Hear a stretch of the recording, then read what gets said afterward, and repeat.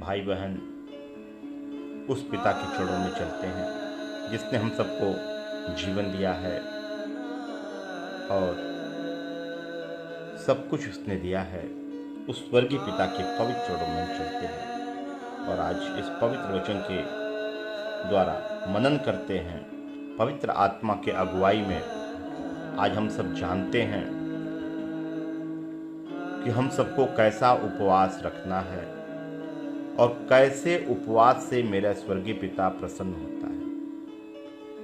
आज ऐसी बातें हैं कि हम लोग इतना उपवास रखते हैं, निराजल, बिना खाए पिए, फिर भी हमारे जीवन में शांति नहीं आती, फिर भी हमारे जीवन में आनंद नहीं है, फिर भी हमारे जीवन में खुशियां नहीं हैं, फिर भी हमारे जीवन में चंगाइयां नहीं हैं, छुटकारे नहीं हैं, पीड़ा है, दर्द है, समस्या है, गरीबी है, सारे श्राप हैं, सारे बंधन जस का तस पड़ा हुआ है। और हम सब बहुत उपवास रखते हैं, अब बहुत वचन भी पढ़ते हैं, अब बहुत प्रार्थनाएं भी करते रहते हैं, फिर भी हमारे जीवन में शांति, आनंद, खुशियां नहीं है। और हम सब की दशा पहले से भी बिगड़ती चली जा रही है, क्योंकि हम लोग भरमाए गए हुए लोग हैं। हम लोगों को शैतान ने बखूबी भरमाया है। क्योंकि मेरे भाई और बहनों, आज उसे जानने की जरूरत है। हम सब तो चंगाई के पीछे भागते हैं, हम छुटकारे के पीछे भागते हैं और हम अमीर बनने के लिए पीछे भागते हैं। आपको मैं पिछले वीडियो में भी आप लोगों ने मेरा देखा होगा, मैंने बताया था कि हमारी दशा पिछले दशा से भी बदतर होती चली जा रही है।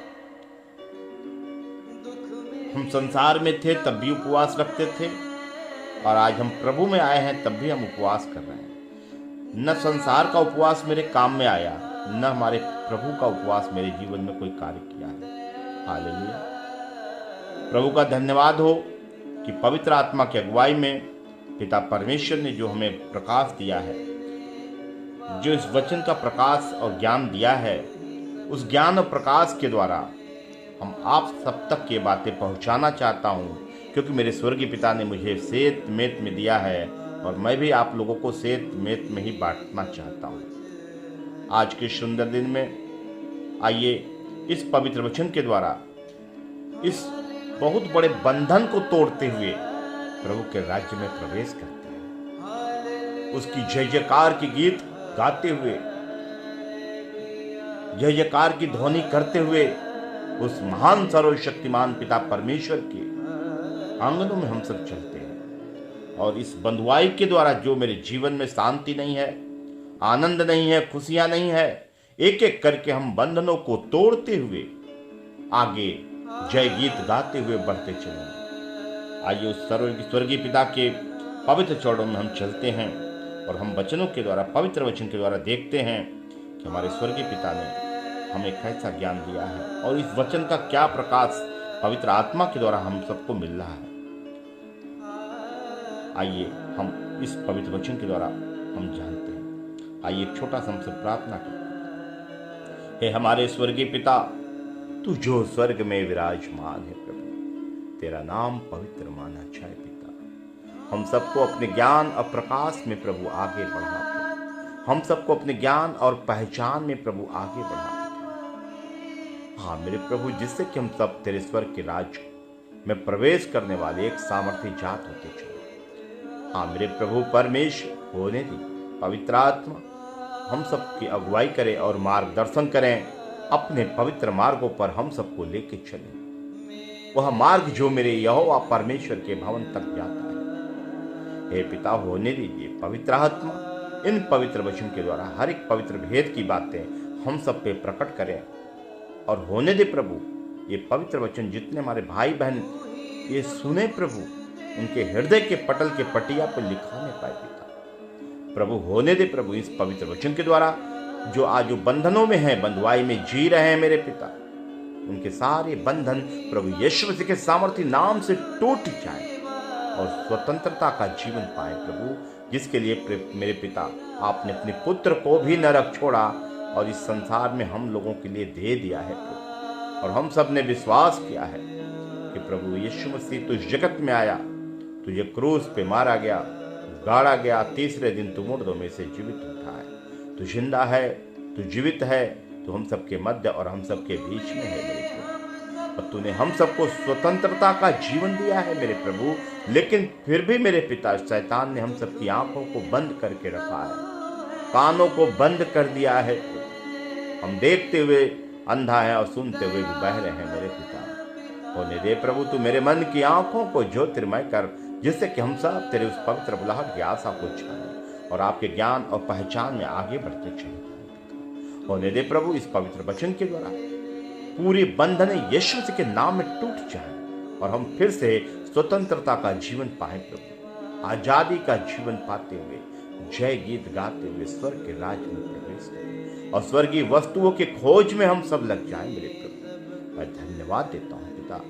और निदे प्रभु इस पवित्र वचन द्वारा आप हम सबसे बातें करें पिता। मैं धन्यवाद देते हुए इस प्रार्थना को उद्धार करता प्रभु यीशु मसीह के पवित्र सामर्थ्य नाम से हम स्वर्गीय पिता परमेश्वर से मांगते हैं, आमीन। आइए आज हम मनन करते हैं हम लोग कि उपवास क्या है, उपवास का मतलब क्या होता है और क्यों हम उपवास रहते हैं। हालेलुया। पहला चीज तो हमें यह जानना होगा कि उपवास का मतलब क्या है, उपवास किसे कहते हैं और उपवास हम कब करते हैं। जैसा कि मेरे भाई और बहनों आप लोग को शायद हो सकता है इसका ज्ञान हो, प्रभु का धन्यवाद हो, लेकिन मैं बताना चाहता हूं उपवास का अर्थ होता है, हालेलुया, उपवास का अर्थ परमेश्वर ने हम लोग को बताया है। उपवास का मतलब शोक, जब हम शोक में जाते हैं, जब हम दुख में जाते हैं, जब हमारे बीच में से, हमारे परिवार से, हमारे घराना से, हमारे मित्रों में से कोई भी अभिन्न मित्र या हमारे परिवार का घराने का कोई भी एक सदस्य जब हमसे दूर हो जाता है तो हम दर्द में, पीड़ा में, दुख में होते हैं, छाती पीटते रोते गाते हैं और हम शोक में होते हैं। उस वक्त न हमको अच्छा भोजन नहीं लगता, न अच्छा पानी लगता है, न कोई भी चीज़ हमें अच्छी नहीं लगती। हम उस दिन पूरे दिन, पूरी रात शोक में होकर के, गम में, दुखों में होकर के बिताते हैं। हालेलुया। तो क्या ऐसी बात है, आज हम प्रभु में हैं तो आज मैं क्यों उपवास करता हूं। सबसे बड़ी बात, क्या हमें उपवास रहना चाहिए, क्या हमें शोक मनाना चाहिए। मैं किस बात का शोक मना रहा हूं मेरे भाई और बहनों। क्या मेरा यीशु जिंदा नहीं है, क्या मेरा प्रभु मेरे बीच में नहीं है, क्या मेरा प्रेमी पिता मेरे साथ साथ नहीं रहता है। प्रभु का वचन क्या कहता है, तू जहां जहां जाएगा तेरा यहोवा परमेश्वर तेरे संग संग रहेगा, आमीन। क्योंकि मेरा पिता तो मेरे बीच है, पवित्र आत्मा हम सबके साथ है। तो फिर किस बात का हम शोक मनाते हैं, किस बात का हम उपवास रखते हैं। आइए हम वचन के द्वारा देखते हैं कि प्रभु इन पवित्र वचन के द्वारा हम सबसे क्या बातें करते हैं। सर्वप्रथम मैं आपको यह बताना चाहूंगा, क्योंकि बहुत से हमारे सिखाने वाले भाई बहन हैं जो हमारे बहुत से भाई बहनों को उलझा देते इन वचन के द्वारा, और जैसा उनको प्रकाश मिलता है वैसा वो सिखाते हैं।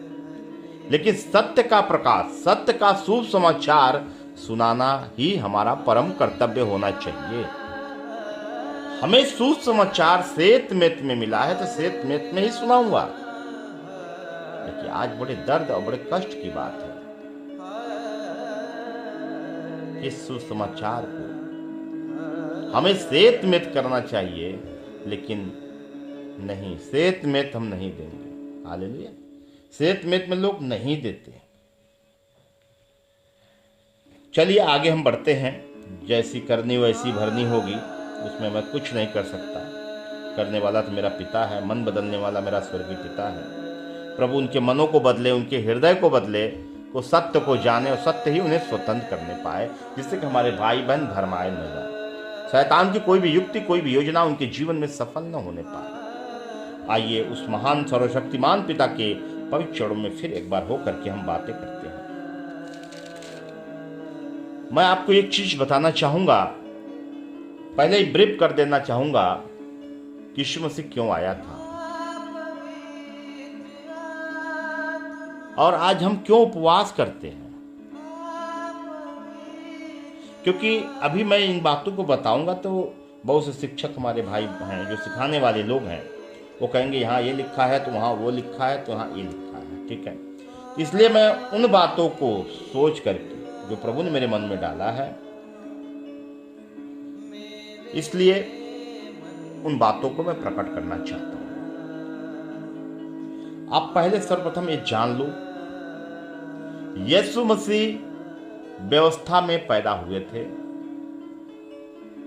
और व्यवस्था को पूरी करने के लिए ही इस जगत में वो आए थे कि जगत उद्धार पाए। जगत के पापों के लिए, अधर्मों के लिए, श्रापों के लिए प्रभु यीशु मसीह पिता परमेश्वर स्वयं पुत्र का रूप धारण किया और इस जगत में आए। और आज मैं आपको बता दूं, प्रभु यीशु मसीह जब इस जगत में आया तो व्यवस्था को पूरी करने के लिए एक एक व्यवस्थाओं को पूरी करने लगा। हालेलुया। अब व्यवस्था में पहले उपवास था। पहले भी क्या था, व्यवस्था में उपवास उपवास लोग रहते थे। और उस वक्त जब उपवास रहते थे तो उस वक्त का उपवास का नियम कुछ अलग था।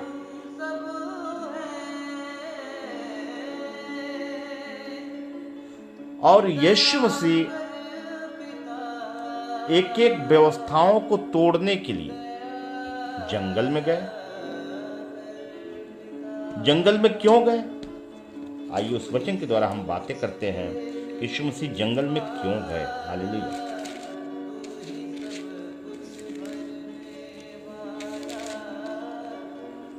हम खोलते हैं मत्ती अध्याय 4, पहला वचन से देखते हैं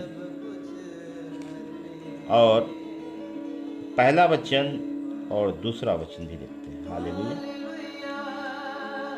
तब आत्मा यीशु को जंगल में ले गया ताकि इब्लिस से उसकी परीक्षा हो। हालेलुया।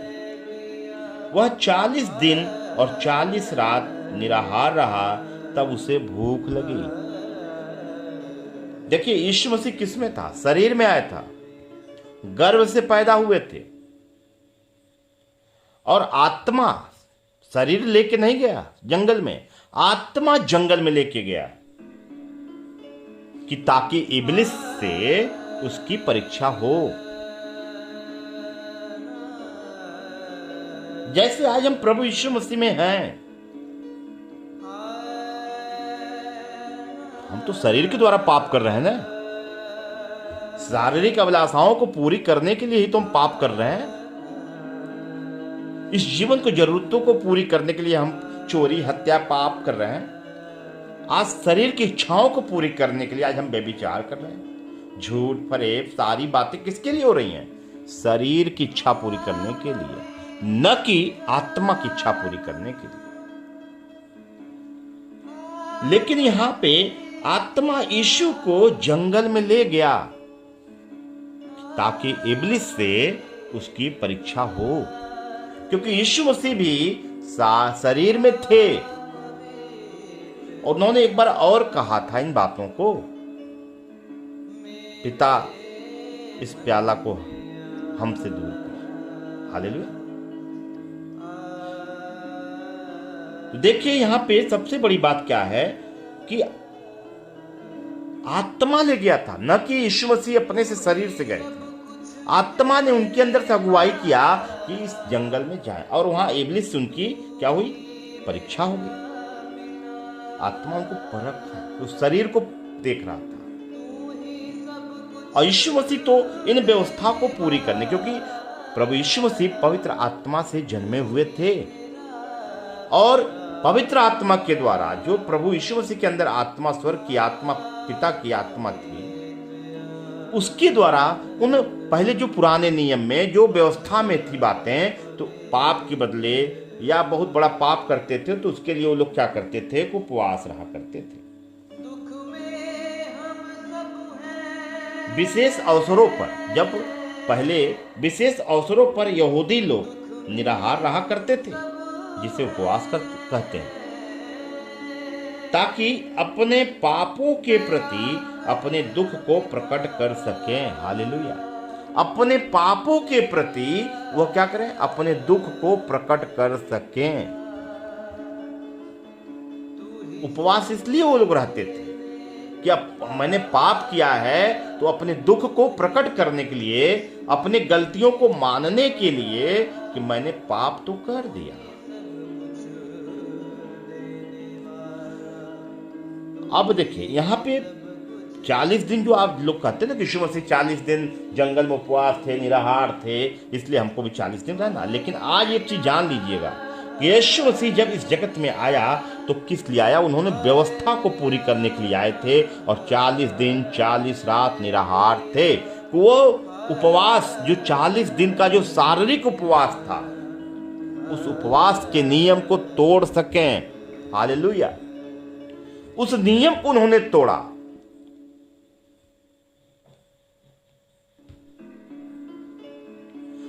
इन बातों से यहां क्लियर होनी चाहिए, ठीक है, कि इसके द्वारा क्या हुआ? उस पुराने नियम जो व्यवस्था थी, जो व्यवस्था के नियम थे, इस 40 दिन के रात दिन को उपवास करने से इस उपवास की व्यवस्था को उन्होंने तोड़ दिया। हालेलुया। अब उसके बाद यीशु मसीह ने एक नई व्यवस्था बनाई है।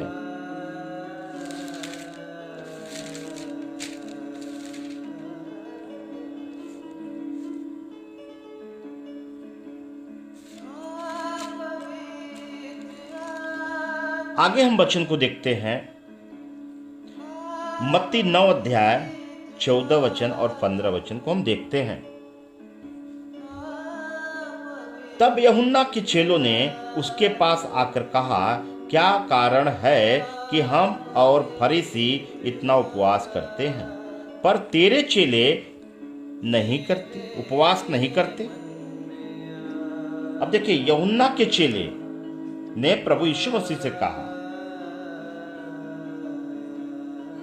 यूहन्ना के चेलों ने यीशु मसीह से पूछा कि तब यूहन्ना के चेलों ने उसके पास आकर कहा, क्या कारण है कि हम और फरीसी इतना उपवास करते हैं, पर तेरे चेले उपवास नहीं करते? हालेलुया। 15 वचन में प्रभु यीशु मसीह ने उत्तर दिया, यीशु ने उनसे कहा, क्या बाराती जब तक दुल्हा उनके साथ है शोक कर सकते हैं? यहाँ पे प्रभु यीशु मसीह ने क्वेश्चन कहा, पर वे दिन आएंगे जब दुल्हा उनसे अलग किया जाएगा, उस समय वे उपवास करेंगे। हालेलुया। अब यीशु मसीह यहां कौन सी बातें कर रहा था? वो 3 दिन की बातें, क्रूस पे मारे जाएंगे, गाड़े जाएंगे, तीसरे दिन जी उठेंगे। ये अपने वचन को, जो प्रभु का वचन था, वो पूरा हो रहा था। और यीशु मसीह ने यहां पे यही कहा कि जब वह उनसे अलग किए जाएंगे, मैंने अभी एक पहले स्टार्टिंग में बताया ना, जब मेरे बीच में कोई भाई बहन मित्र दोस्त, हमारे परिवार, हमारे घराना के लोग में से कोई भी अभिन्न भाई मेरे जीवन से जब वो दूर होता है, उसकी मृत्यु होती है या हमसे कहीं दूर चला जाए, फिर कभी आने का नाम न ले, तो हम दुख में होते हैं, पीड़ा में होते हैं, दर्द में होते हैं, तो हम क्या करते हैं? शोक में रहते हैं, हम शोकित रहते हैं। अब देखिए, यहाँ पे प्रभु यीशु मसीह ने यही बातें कहा कि जब दुल्हा उनसे अलग किया जाएगा तो शोक करेंगे। हालेलुया। अब जैसे मैं आपको एक उदाहरण के रूप में बताना चाहूंगा। सपोज करिए मेरी पत्नी या मेरा बच्चा या मेरा बेटा हमारे बीच में नहीं रहा, मर गया।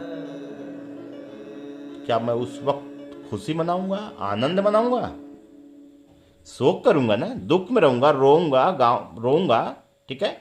गाना तो गाऊंगा नहीं, क्योंकि मैं पीड़ा में हूं, मैं दर्द में हूं, मैं शोक में हूं। और कहीं वही मेरा बेटा या मेरी पत्नी फिर से जी उठे तो फिर क्या करेंगे आप? वो शोक मेरा आनंद में बदल जाएगा और हम दावत करेंगे, आनंद मनाएंगे, खुशियां मनाएंगे, उत्सव मनाएंगे। हालेलुया। तो यहां प्रभु यीशु मसीह ने साफ शब्दों में सिखाया है। यीशु ने उनसे कहा, क्या बाराती जब तक दुल्हा उनके साथ है शोक कर सकते हैं? पर वे दिन आएंगे जब दुल्हा उनसे अलग किया जाएगा, उस समय वे उपवास करेंगे। हालेलुया। उस वक्त यीशु मसीह अपने बारे में कह रहा था कि एक दिन आएगा मैं इनसे अलग हो जाऊंगा, उस दिन ये लोग उपवास करेंगे। तो जब यीशु मसीह मारा गया, गाड़ा गया, तो उस वक्त क्या हुआ? जो प्रभु यीशु मसीह के लोग थे वो उपवास किए, वो दुख में थे, शोक मना रहे थे। लेकिन जब प्रभु यीशु मसीह मुर्दों में से जी उठा तो उनका शोक आनंद में बदल गया। हालेलुया। आइए हम आगे भी वचन को देखते हैं।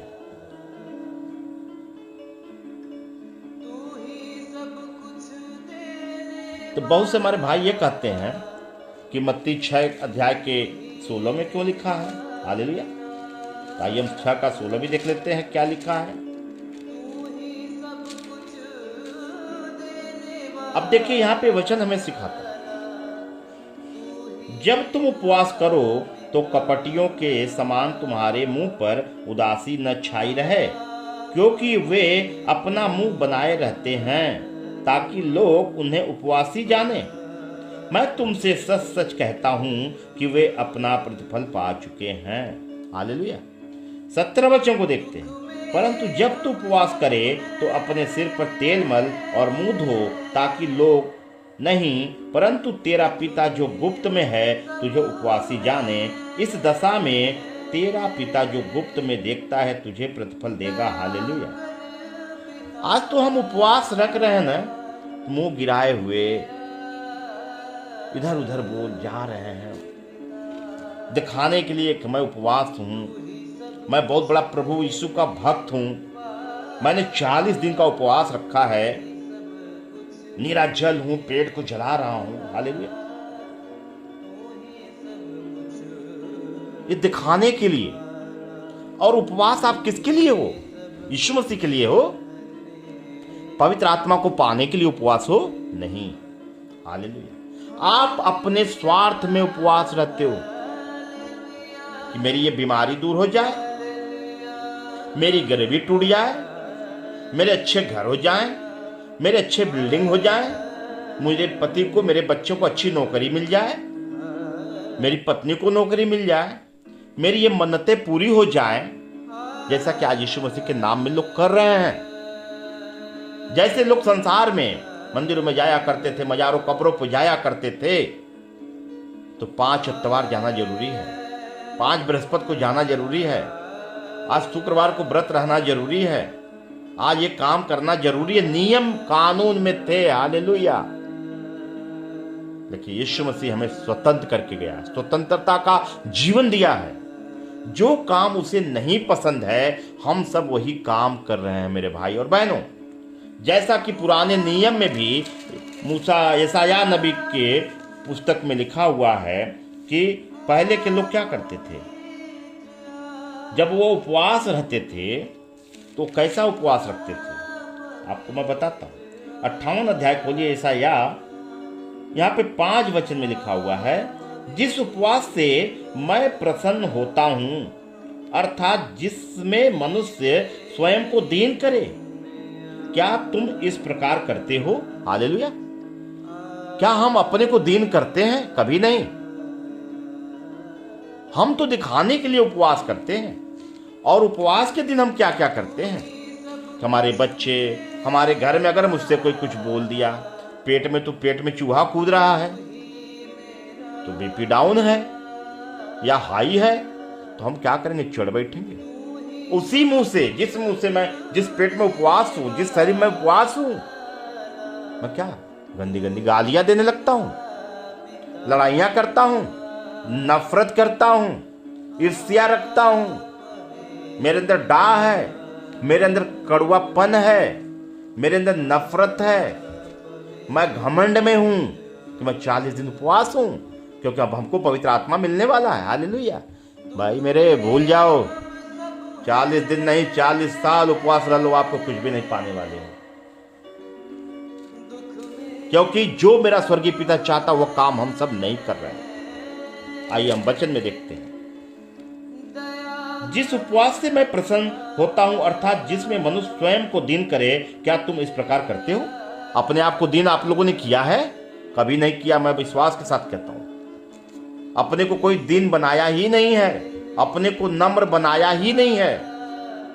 वो तो घमंड में है। हमको बहुत अच्छा वचन आता है, मैं बहुत अच्छा वचन प्रचार करता हूं, मैं बहुत अच्छा प्रार्थनाएं कर लेता हूं, मेरे प्रार्थना के द्वारा बहुत से भाई बहन चंगाई पा जाते हैं। मेरे अंदर बड़ी सामर्थ्य है कि मैं इस तरह टच करूंगा तो लोग कलैया खा जाएंगे। हालेलुया। मेरे भाई परख लो आप लोग, सब लोग, तो सामर्थ्य देने वाला है कौन? गिराने वाला है कौन? चंगाई देने वाला है कौन? पहले परखो। ऐसा ना हो भलाई के बदले आपको बुराई मिलती जाए और आप बुराई में गिरते जा रहे हो। शैतान बहुत ही चालाक है, चतुर है, कब किसको गिराएगा कोई नहीं समझ पाता है। इसलिए बहुत ज्ञानवान नहीं बनना चाहिए हम मानव को, क्योंकि ज्ञान तो मेरे स्वर्गीय पिता की तरफ से आता है, और ज्ञान बहुत ज्यादा होने पे घमंड हो जाता है मेरे भाई। इसलिए अपने को नम्र बनाओ, अपने के दीन बना करके रखा जाए हम लोग। अब देखिए, उस वक्त जब यशायाह नबी के जब लिखा था उन्होंने वचन, तो उन्होंने क्या लिखा? क्या सिर को झाऊ के समान झुकाना, अपने नीचे टाट बिछाना और राख फैलाने को ही तुम उपवास और यहोवा को प्रसन्न करने का दिन कहते हो? ऐसे उपवास से परमेश्वर कदापि प्रसन्न नहीं होता कि हम क्या करते हैं? अपने सिर को झाऊ के समान झुकाते हैं और अपने नीचे टाट बिछाना और राख फैलाने ही को तुम उपवास और यहोवा को प्रसन्न करने। पहले के जब व्यवस्था में लोग क्या करते थे? पाप करते थे। जब उनको ज्ञान मिलता था कि मैंने पाप कर दिया, उनको एहसास होता था पाप कर दिया, उस चट्टी चौराहों पे क्या करते थे? अपने नीचे ताड़ बिछाते थे, झाऊ के समान अपने सर को झुका लेते थे और राख फैला करके बैठ जाते थे। और पूरे जो भी लोग जानते थे सब समझ जाते थे इसके द्वारा कुछ न कुछ इससे पाप हुआ है, अपने पापों को स्वीकार करके परमेश्वर से अंगीकार कर रहा है। हालेलुया। इसलिए परमेश्वर हमें दिखाने की जरूरत नहीं है। अब मेरा परमेश्वर कहा है ना, वो कैसे उपवास से प्रसन्न रहता है, ये हमें जानने की जरूरत है। हालेलुया। आइए हम यशायाह नबी के 58 अध्याय का 3 वचन से और 11 वचन को हम देखेंगे।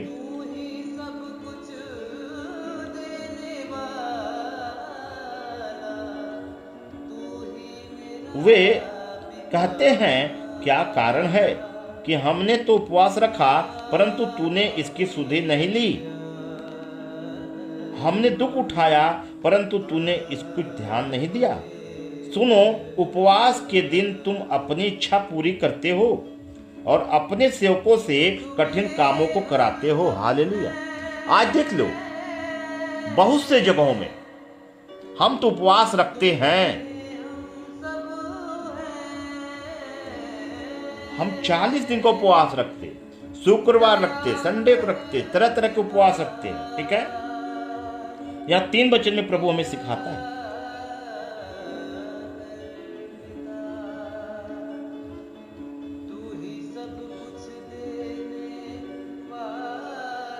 अब हम उपवास रख लिए, प्रभु से प्रार्थना कर रहे हैं, उपवास तो रख लिए, मेरा काम कुछ हुआ ही नहीं, मैंने उपवास रख लिया, जिस चीज के लिए उपवास किया वो मुझको मिला ही नहीं। तो आप प्रभु से कहते हो, सवाल करते हो, जवाब करते हो, प्रार्थना में कहते हो। वे कहते हैं, क्या कारण है कि हमने तो उपवास रखा परंतु तूने इसकी सुधि नहीं ली। आप उपवास रख रहे हो, आपके जीवन में कोई कार्य हो नहीं रहा, आपके अंदर वही पीड़ा है, वही दर्द, वही समस्या, वही बीमारी, वही शैतान, वही तरह तरह के रोग पड़े हुए हैं और आपने उपवास रखा। तो आप क्या करोगे? 40 दिन रखने के बाद फिर आप कहोगे, यार मेरे जीवन में तो कोई बदलाव हो ही नहीं रहा है। तो आप फिर परमेश्वर से प्रार्थना करोगे, उनसे बातें करोगे, और आप कहोगे हमने दुख उठाया, हे प्रभु मैंने 40 दिन अपने पेट को जलाया है और हमने बहुत दुख उठाया है, परंतु तूने कुछ ध्यान मुझ पे नहीं दिया है मेरे पिता। सुनो, उपवास के दिन तुम अपनी इच्छा पूरी करते हो। प्रभु कहता है कि सुनो, उपवास के दिन तो तुम अपनी इच्छा पूरी करते हो मेरे भाई। अपने सेवकों से कठिन कामों को कराते हो। जो मेरे सेवक हैं, मेरे भाई हैं, जो भी मेरे साथ रहने वाले, मैं उससे क्या करता हूं? कठिन कठिन काम कराते हो। 4 वचन में प्रभु कहता है सुनो, तुम्हारे उपवास का फल यह होता है कि तुम आपस में लड़ते और झगड़ते हो और दुष्टता से घूसा मारते हो। जैसा उपवास तुम आजकल रखते हो, उस उपवास से तुम्हारी प्रार्थना ऊपर सुनाई नहीं देगी। हालेलुया। आज लोग उपवास रख रहे हैं, मन में गंदगी है, लड़ाइयां हैं, झगड़े हैं, पीड़ा है, प्रेम तो है ही नहीं। पति पत्नी में प्रेम नहीं, बच्चों में प्रेम नहीं, घर में प्रेम नहीं, और उपवास है। ऐसा उपवास की प्रार्थना कभी भी परमेश्वर के कानों तक नहीं जाता है।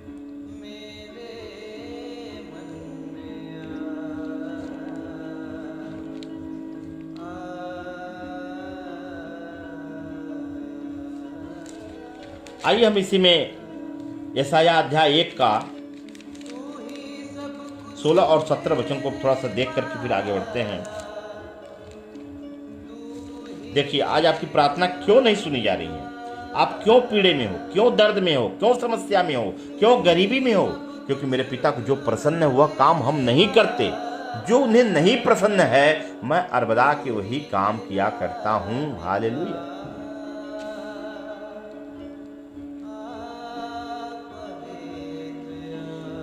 प्रभु यहां कहता है अपने को धोकर पवित्र करो। अब मेरी आंखों के सामने से अपने बुरे कामों को दूर करो। भविष्य में बुराई करना छोड़ दो, भलाई करना सीखो।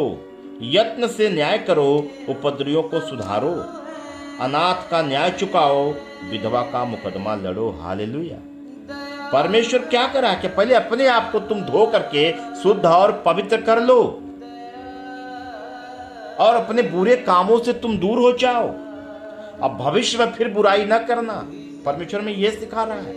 अब प्रभु ये कहता है कि तुम भलाई करना सीखो, तुम्हारा सच्चा उपवास। यत्न से न्याय करो, यह सच्चा उपवास है। उपद्रवियों को सुधारो, यह तुम्हारा सच्चा उपवास है। अनाथ का न्याय चुकाओ, वो भी तुम्हारा सच्चा उपवास है। मुकदमा लड़ो विधवाओं का, वो भी तुम्हारा सच्चा उपवास है। अब प्रभु देखो यहाँ पे हमें फिर सिखाता है। यशायाह अध्याय 1 के 14 वचन को हम दिखाते हैं कि तुम्हारे नए चांदों और नियत परों के मनाने से मैं जी से बैर रखता हूं। वो सब मुझे बोझ जान पड़ते हैं। मैं उनको सहते सहते उकता गया हूं। जब तुम मेरी ओर हाथ फैलाओ, तब मैं तुमसे मुख फेर लूंगा। तुम कितनी भी प्रार्थना क्यों न करो, तो भी मैं तुम्हारी न सुनूंगा, क्योंकि तुम्हारे हाथ खून से भरे हैं। हालेलुया। आप सोच लो, मेरे हाथ कौन से खून से भरे हैं। वो मेरे नियत पर्व से नहीं प्रसन्न होता है। परमेश्वर चाहता है कि हम क्या करें? बुरे कामों से दूर हो जाएं और अपने आप को धो करके शुद्ध और पवित्र करें। आइए फिर हम आगे वचन में जाते हैं। 58 वचन में, 58 अध्याय के और 5 वचन फिर मैं एक बार बताता हूं आपको। जिस उपवास से मैं प्रसन्न होता हूं, अर्थात जिसमें मनुष्य स्वयं को दीन करे, क्या तुम इस प्रकार करते हो? क्या सिर को झाऊ के समान झुकाना और अपने नीचे टाट बिछाना और राख फैलाने ही को तुम उपवास और यहोवा को प्रसन्न करने का दिन कहते हो? परमेश्वर ऐसे उपवास से कभी प्रसन्न नहीं होता है। आइए आगे मैं बात करता हूं। 6 वचन में देखते हैं प्रभु हमसे क्या चाहता है और कैसे उपवास से प्रसन्न होता है। मेरे भाई और बहनों, आप लोग से विनम्र निवेदन करूंगा, वही काम करो जो मेरे स्वर्गीय पिता को प्रसन्न है। जो बातें उन्हें नहीं पसंद है, उसे करने से कोई भी आपको लाभ नहीं मिलने वाला है, उससे हानि ही पाओगे आप। लिखा है 6 वचन में, जिस उपवास से मैं प्रसन्न होता हूं, वह क्या यह नहीं कि अन्याय से बनाए हुए दासों और अंधेर सहने वालों का जुआ तोड़कर उनको छुड़ा लेना और सब जुओं को टुकड़े टुकड़े कर देना। हालेलुया।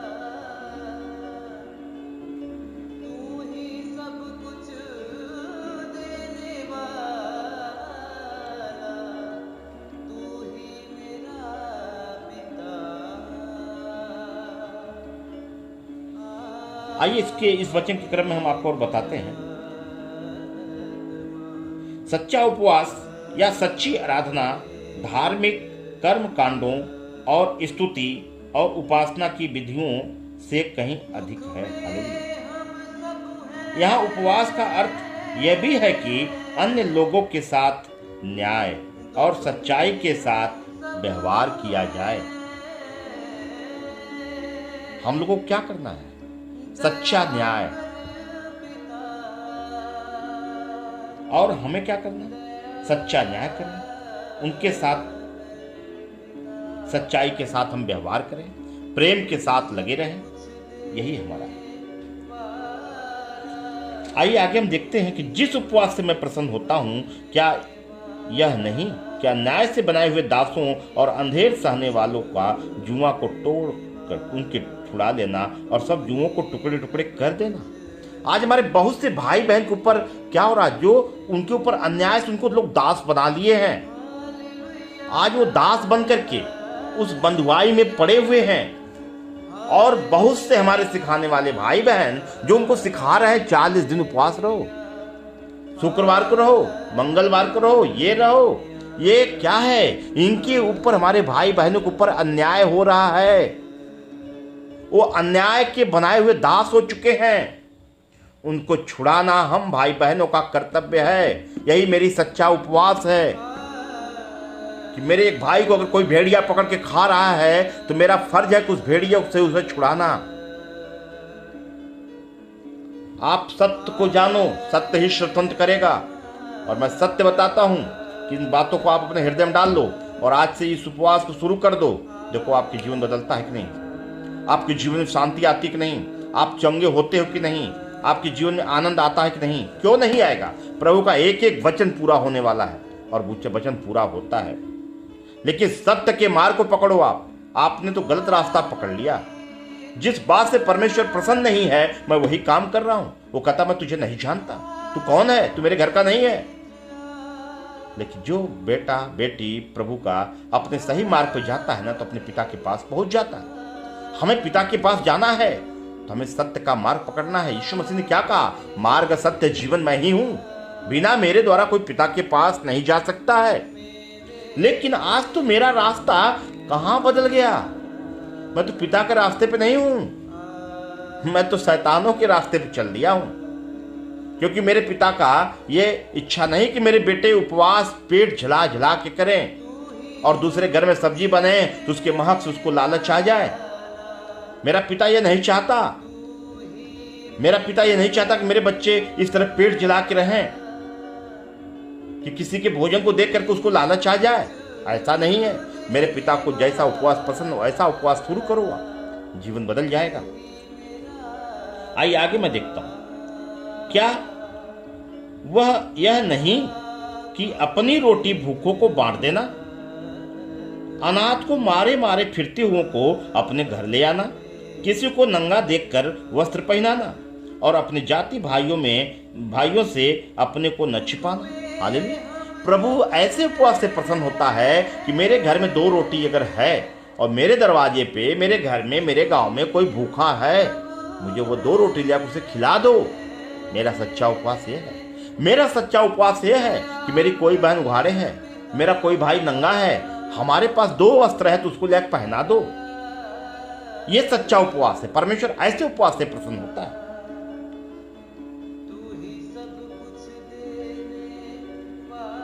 जो अनाथ है, जो मारे मारे फिर रहे हैं, उनको अपने घर लाओ, उनकी सेवा टहल करो। परमेश्वर ऐसे उपवास से प्रसन्न होता है। यह बहुत बड़ी बात आपने नहीं कर दिया। क्या आपके पास 2 बच्चे हो गए, 2 बच्चियां हो गए, उनका जीवन पालन आपने कर लिया तो बहुत बड़ा तीर आपने नहीं मारा है। ये तो आपके कर्मों के द्वारा आपका बच्चा आपको मिला है ना। आपको बच्चा मिला तो आप बहुत बड़ा तीर नहीं मारे हो। लेकिन जब कब तीर मारोगे? जब कोई बाहरी, कोई अनाथ, कोई कंगाल को लेकर के अपने घर में रखो, उसकी भी सेवा टहल अपने बच्चे की तरफ करो तो मैं जानूं। वहां मतभेद न करो तब मैं जानूं। लेकिन हम तो तुरंत, अभी कोई बाहरी लड़का आ जाए, कोई रिश्तेदारी का लड़का आ जाएगा ना, मेरे चाचा का लड़का है, मेरे भाई का लड़का है, मेरे देवर का लड़का है, मेरे जेठानी का लड़का है, ऐसा बोलेंगे। नहीं मेरे भाई, यहीं परखे जाओगे। जैसे वह मेरा बेटा उसी तरह वो भी मेरा बेटा होना चाहिए, और हमें न्याय करना होगा। अगर मैं अपने बेटे के लिए 1,000 का कपड़ा लाता हूं तो उसके लिए भी हम 1,000 कपड़ा लाएं। लेकिन आज हम भाई बहन क्या करते हैं, अपने बेटे को 1500 को लाएंगे, और जो बाहर से हमारा रिश्तेदार का लड़का है, या वो अनाथ है या वो गरीब है, उसको मैं अपने घर में लेके आता हूं तो उसको क्या कहता हूं, 500 का कपड़ा ला के देता हूं। क्यों? क्योंकि मैं वहां नीच और ऊंच का भेद कर दिया। वहां दूसरा और अपना वाली बात हो गई। वहां कौन हो गया, अरे वो दूसरे का लड़का है, ये मेरा लड़का है। अरे मेरे भाई, हम सब एक बाप के बेटे हैं, और हम सबका एक ही बाप है, और एक ही गुरु है, और एक ही स्वामी है। इसलिए हमें ऊंच नीच नहीं करना है, और हमें भेदभाव नहीं रखना है। वो कंगाल भी मेरा बेटा है, और जो मेरे शरीर से उत्पन्न हुआ वो भी मेरा बेटा है, क्योंकि मेरा बाप एक है। उसने सबके अंदर एक ही आत्मा पिरोया है। हमें ऐसा उपवास करना होगा। हम लोग छोटी छोटी गलतियां करते, बड़ी बड़ी पर ध्यान नहीं देते हैं। और हम क्या किए, उस अनाथ को लाए, प्रभु का वचन को मान करके मैंने क्या किया, उस अनाथ को अपने घर में लाया, लेकिन मैंने वहां भेदभाव रख दिया। अरे यार, वो तो अनाथ था ना, इसलिए मैं अपने घर में लाया था। ठीक है, प्रभु का वचन कहता था इसलिए मैंने उसको भोजन कराया, सब कुछ कराया, लेकिन मैंने वहां भेद कर दिया, भेदभाव कर दिया, फिर भी पाप हो गया। हालेलुया। इसलिए हम लोग को भेदभाव नहीं, जैसे मेरा बेटा वैसे वो भी मेरा बेटा होगा। 1,000 रुपये को उसको लाऊंगा तो 1,000 रुपया को उसको लाऊंगा। मैं 2 आंख नहीं कर सकता, क्योंकि मेरा स्वर्गीय पिता 2 आंख नहीं करता। वो धर्मियों पे और दुष्टों पे, दोनों पे नेह बरसाता है। हालेलुया।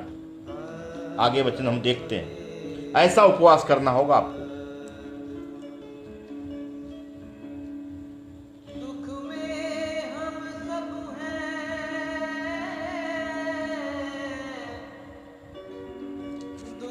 अब 8 वचन को देखते हैं। तो प्रभु यहां पे बातें करता, अगर आप ऐसा करते हैं तब तेरा प्रकाश पांव फटने के समान चमकेगा और तू शीघ्र चंगा हो जाएगा। तेरा धर्म तेरे आगे आगे चलेगा, यहोवा का तेज तेरे पीछे रक्षा करते चलेगा। हालेलुया। आज हमें चंगा कैसे होंगे? अगर मेरे जीवन में ये बातें हैं जो मैंने अभी भी बताया है, मेरा सच्चा उपवास अगर यही है, तो आपको किसी पादरी पास्टर से प्रार्थना लेने की जरूरत नहीं है।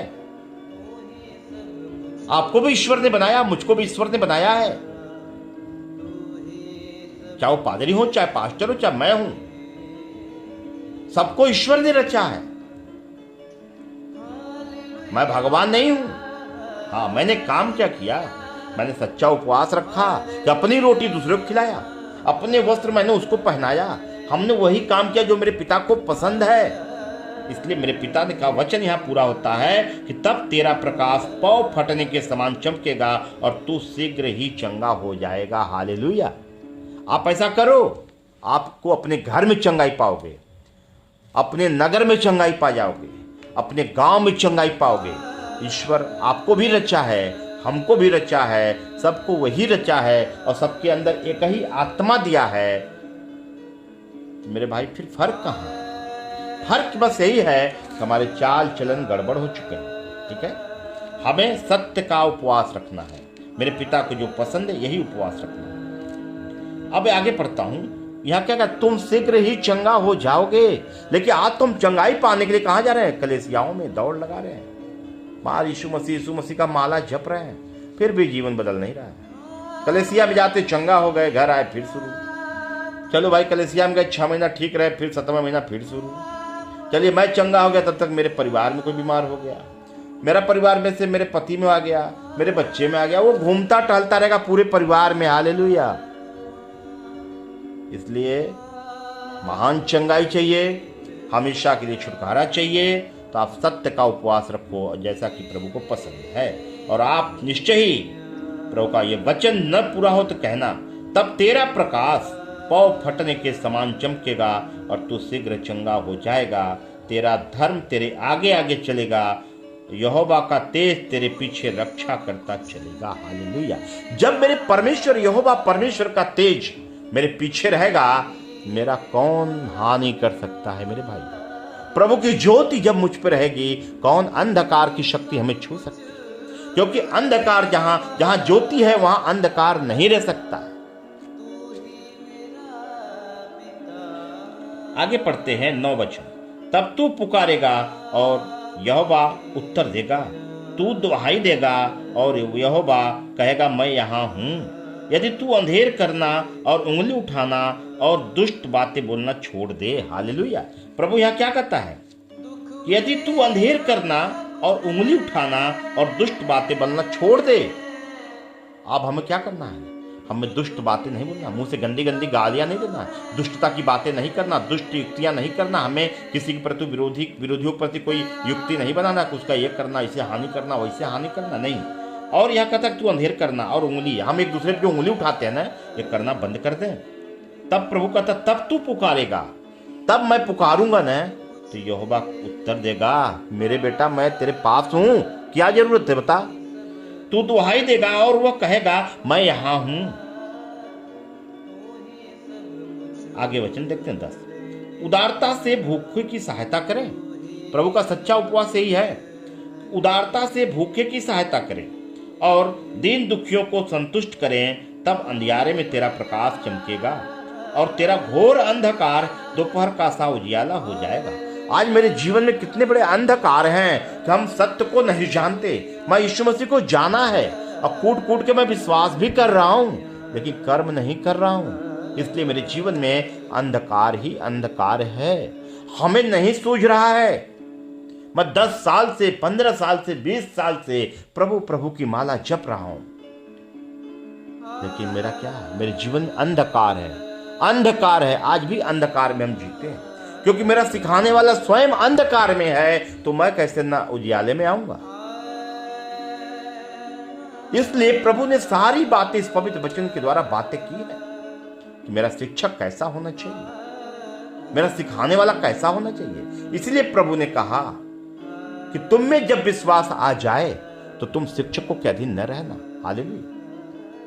क्योंकि मेरा सिखाने वाला तब पवित्र आत्मा होता है, जब पवित्र आत्मा हमें सिखाएगा तो हमें सत्य की बातें ही बताएगा, क्योंकि वहां कोई लोभ लालच नहीं होगा। देखिए आज तो सिखाने वाले में लोभ लालच है। यह प्रभु हमें क्या सिखाएगा? भूखे की हम सहायता करें, उदारता से, प्रेम से, और दीन दुखियों को संतुष्ट करें। हम जो दीन दुखी हैं उनके लिए भी हमारे पास परमेश्वर अगर दिया है उसे भी संतुष्ट करें, भोजन कराएं, तृप्त कराएं, उसकी सुधि लें। तब अंधियारे में तेरा प्रकाश चमकेगा और तेरा घोर अंधकार दोपहर का सा उजियाला हो जाए। जो हमारे जीवन में अंधकार की शक्तियां हैं, बीमारियां हैं, पीड़ा है, दर्द है, गरीबी है, श्राप है, सारे बंधन टूट जाएंगे और हमारे जीवन में परमेश्वर की ज्योति ज्योति होगी और हम उजियाले में रहने लगेंगे। मेरा ये जीवन चमकने लगेगा। हालेलुया। 11 वचन देखते हैं। यहोवा तुझे लगातार लिए चलेगा और अकाल के समय तुझे तृप्त और तेरी हड्डियों को हरी भरी करेगा और तू सिंची हुई बारी और ऐसे सोते के समान होगा जिसका जल कभी नहीं सूखता। हालेलुया। हमें क्या करना है? हमें इन सारी बातों को जब करेंगे तो प्रभु कहता है, यहोवा परमेश्वर क्या करेगा? हम सबको अपने साथ लगातार लिए चलेगा। जब मेरे साथ वो सर्वशक्तिमान परमेश्वर चलेगा, मुझे किस बात की हानि होगी? कौन सी बीमारी आएगी? कौन से दर्द होंगे? कौन दुष्ट आत्माओं की हिम्मत छू सकता है? और जब अकाल पड़ेगा तो मेरा परमेश्वर जो मेरे साथ मुझे तृप्त करेगा और तेरी हड्डियों को हरी भरी करेगा। जैसे प्रभु परमेश्वर ने मूसा को 40 साल जंगलों में घुमाया, तो 40 साल तक उस जंगलों में किसने भोजन दिया था? परमेश्वर ने ही तो दिया था। मन्ना दिया जंगलों में, और एक ही वस्त्र पहन के 40 साल लोगों ने बिताया, न सड़ा, न गला, न फटा। हालेलुया। तो परमेश्वर हम सबकी सुधि रखता है, लेकिन हम तो अपनी बुद्धि और दिमाग का सहारा लेते हैं।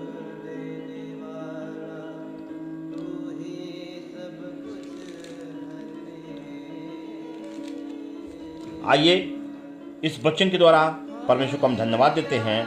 ये पार्ट 1 बनाया हूं, अभी हमने पार्ट 2 भी, अभी इसमें और भी वचन है, क्योंकि बहुत लंबा होगा तो शायद आपको सुनने में दिक्कत हो, इसलिए मैं इसका पार्ट 2 भी अभी बनाऊंगा, उसको भी सेंड करता हूं। ठीक है, आप लोग के पास जरूर भेजूंगा। ये पार्ट 1 ऑडियो मैंने बनाया है, इसके द्वारा पहले हम लोगों ने इतना सीखें कि मेरी सच्ची उपवास क्या है। हालेलुया।